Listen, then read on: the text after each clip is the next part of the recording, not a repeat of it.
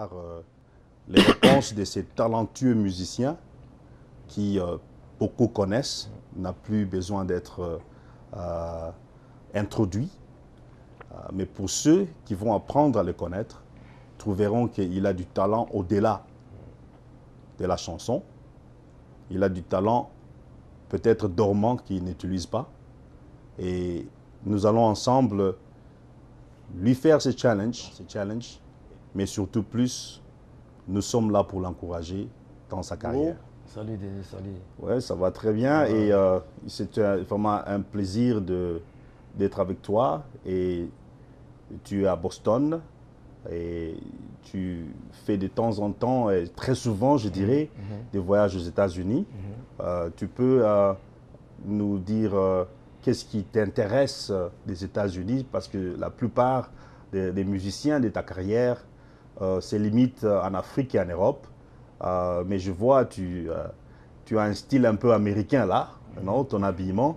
Je t'ai entendu parler anglais, ton anglais n'est pas mal, bien que tu penses qu'il n'est pas aussi perfectionné que ça. On essaie d'apprendre, mais je ne suis pas vraiment un anglophone. C'est ça. Tu sais que dans mon pays, le Congo, fait membre des pays francophones. Donc la langue parlée, c'est le français là-bas, mais bon, on essaie d'apprendre, tu vois, avec le métier aussi, on n'a pas le choix. Il faut toujours apprendre. Qu'est-ce qui t'amène à Boston ou aux États-Unis? Ce qui m'amène, régulièrement, comme tu l'as dit, régulièrement, moi j'ai toujours côtoyé les États-Unis. Bon, ça fait aussi partie, tu vois, de mon job. Parce qu'un artiste ne reste pas stationné, tu es obligé de te déplacer de temps en temps, l'histoire de savoir un peu ce qui se passe chez les autres. Oui. Donc, sachant que les États-Unis, c'est aussi un pays d'opportunité. Donc, j'ai aussi envie de m'installer ici, j'ai aussi envie d'asseoir ma musique, de me faire connaître ici aux États-Unis. Voilà la raison pour laquelle je suis tout le temps en mouvement, je suis tout le temps ici aux États-Unis. Tu as fait une carrière brillante au quartier latin. Et maintenant, tu peux nous dire à peu près combien d'années tu es dans ta carrière solo, un peu en perspective ce que tu nous réserves comme de bonnes choses ou des surprises? Comme tu sais, comme ça se passe chez tout le monde, donc j'ai mes ambitions. Et puis moi, mon métier, c'est la musique. C'est un métier que j'ai commencé depuis le bas âge, donc je n'ai pas appris, c'est naturel, c'est quelque chose de naturel. Alors, j'ai des projets. Actuellement, même là, je suis en studio, je suis en train d'enregistrer déjà un nouvel album qui va bientôt faire face sur le marché. Mais bon, les gens m'ont connu toujours avec Koffi Olomide. Koffi Olomide, bien sûr, Koffi.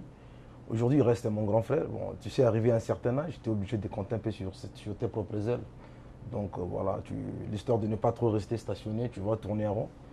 Donc voilà, je me sens mieux aujourd'hui. Je dis, bon, voilà, je coupe et compter sur soi-même. Et voilà, je sais que les fans, on a toujours réussi, il y a toujours les fans qui ont toujours, tu vois, qui ont toujours pleuré, qui ont toujours fait des appels, mais Djeko, pourquoi est-ce que tu as laissé... Non, c'est normal, mais je sais que ces fans-là, ils sont toujours là pour nous soutenir et ils ne vont jamais nous laisser tomber. Donc voilà, Djeko Bouron est là, votre chouchou, votre artiste, il est toujours là. Je n'ai pas un autre métier, je ne suis pas un politicien, je suis toujours dans la musique. Et il y a 2 ans, 3 ans passés que j'ai entamé une carrière solo. Et tout ce que je vous demanderai, c'est de me soutenir. Donc pour la suite, je sais que vous ne serez pas dessus. Je serai toujours là pour vous plaire, pour vous satisfaire. Oui, Bourreau venait de mentionner qu'il a commencé sa carrière très jeune.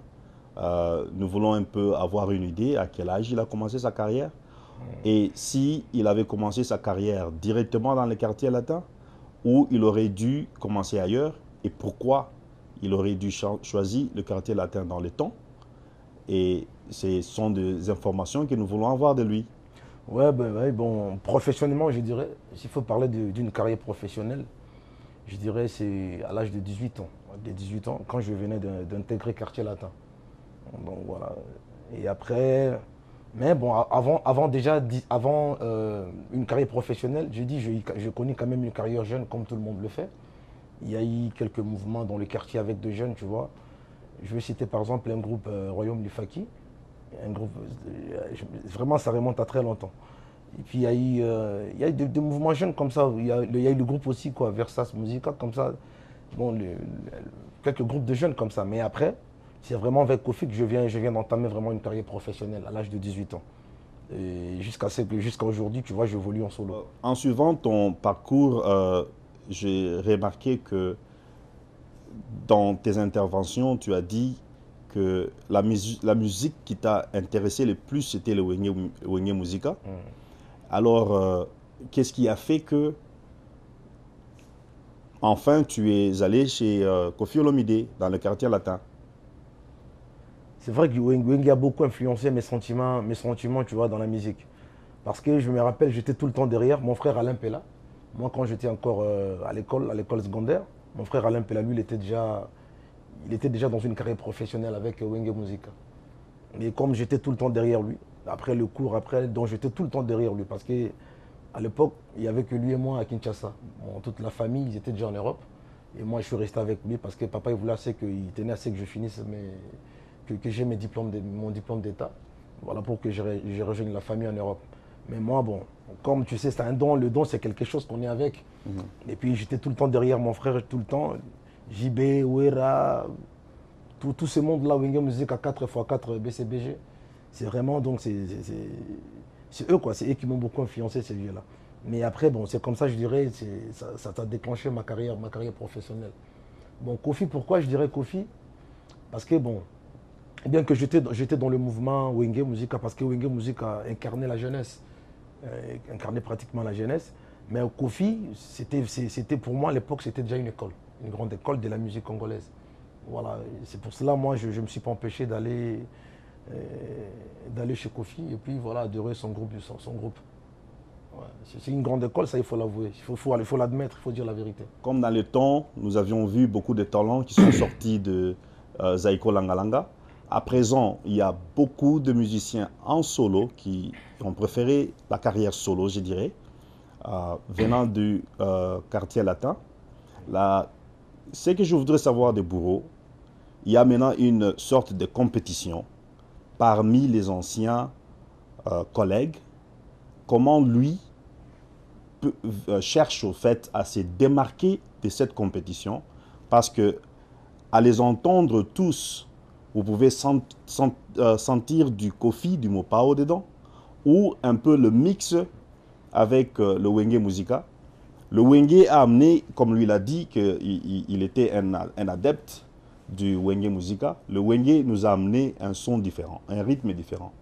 Et je pense que maintenant, nous avions dansé l'Ndombolo et tous les rythmes qui sont passés se ressemblent à présent. Est-ce que Bourreau nous amène quelque chose de nouveau? Est-ce que Bourreau nous amène quelque chose de différent? Quelque chose hors de ce monde? Et nous voulons savoir cela.